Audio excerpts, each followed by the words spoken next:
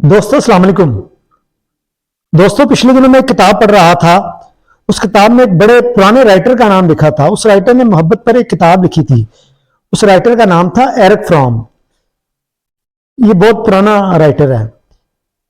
1956 में Eric from ने मोहब्बत पर एक किताब आर्ट ऑफ द लिविंग लिखी, जिसको दुनिया की मोहब्बत पर लिखी गई बेहतरीन किताब तस्वर किया जाता है।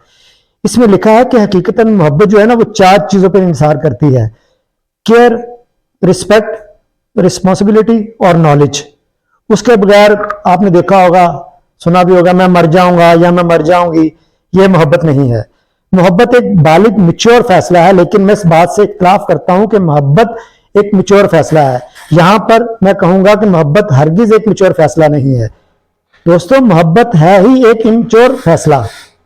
इसकी वजह यह है कि जो कोई भी कभी भी मोहब्बत में इन्वॉल्व रहा हो, तो वो अब अपने इस फैसले के ऊपर हंसता है, पछताता है। उसे लगता है कि वो सब पागलपन था।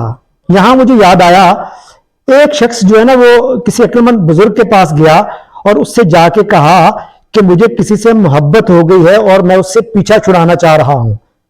तो अक्लमंद बुजुर्ग ने जवाब दिया कि तुम वहां जाके उस मट्टी पर लोटो जहां शाम को गधा थक हार के अपनी थकन उतारता है।